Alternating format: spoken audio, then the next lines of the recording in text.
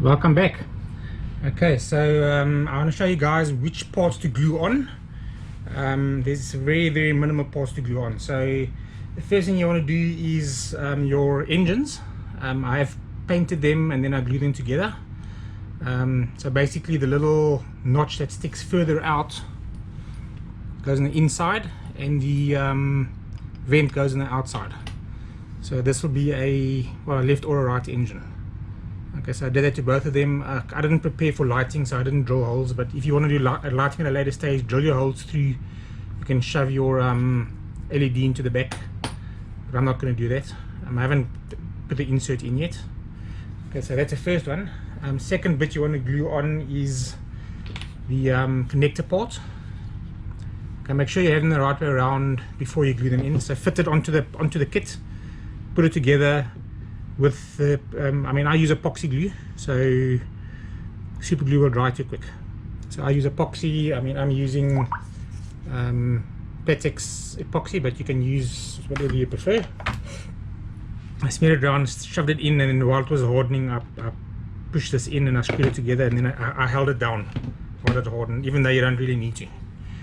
Okay, so those are the only two parts that I glued. If you want, you can glue the front part in as well. Okay, make sure you have them the right way around. Okay, to make sure that these are the right way around, you'll see that the small notch, the indentation is on the top. So now which is your left and your right. Okay, so that slides in together with this piece. Now, when it comes to fitting, I have mentioned before that there will be gaps because it is a resin model, and if you want it more realistic, you're gonna have to fill the gaps up.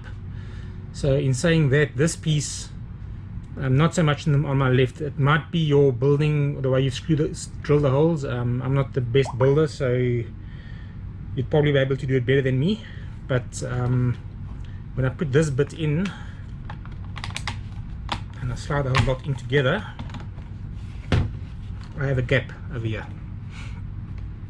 Okay, now if you glue the whole thing on, okay, don't glue the don't glue your nose bits on because they can break and it's easier to injure somebody if you're transporting it. So what you want to do is, if you're going to take it apart, is the whole lot comes out, put your nose bits in and then slide it together. Excuse me, I've got a bug in my throat. So if you glue it together, you probably wouldn't have the gap. Okay, and as well with your top, once you insert that, you're gonna have a gap along the edge.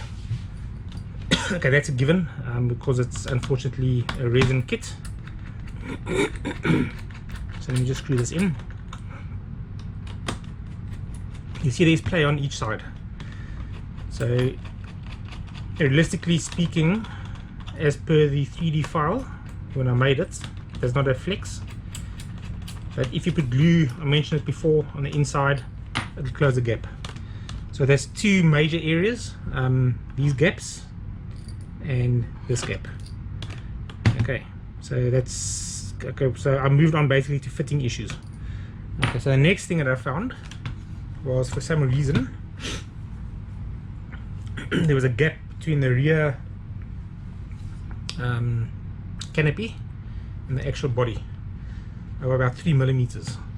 So what I did was I filled the gap with I used styrene plastic, and then I filled it up with my Maya filler. It's still soft. So once this is in, you will see there is you can see from that angle, you should be able to. So once this goes on, okay, I still need to work this down, but you see there's no gap. There was a 3 millimeter gap before, and that was not to my liking. Okay, maybe your fit, it won't be necessary, but for my specific way I've drilled the holes, etc., I had a gap. So if you find a gap, fill it up. Okay, so it's a nice fit now, and I'm pretty happy. So my only issue at this stage is this: I don't like this gap over here.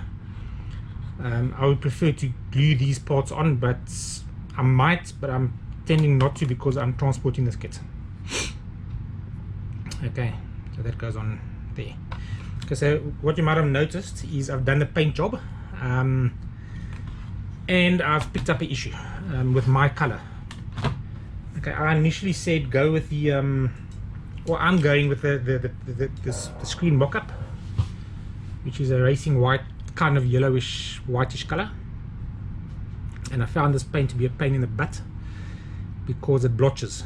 And I found the same issue with the white paint, the semi-gloss paints from Tamaya when I was painting the Viper, my Viper kit, the Mark II Viper. It blotches, and then you have to sand it down and give it 2 or 3 layers, and just too much paint for my liking to use. So I decided screw that shit, and I painted AS20. Okay, now this is a good base color, especially for Star Wars models. I use it on my De Agostini Falcon. A lot of people have used it on that. It's a good paint for underneath if you can do a lot of streaking and weathering. I think I use this on my Viper as well, Mark I Viper. So this, what you see here, is a final color for me. You can see that this is slightly lighter because I actually had that yellow crack paint underneath, and then I painted the grey or the AS20 over the top.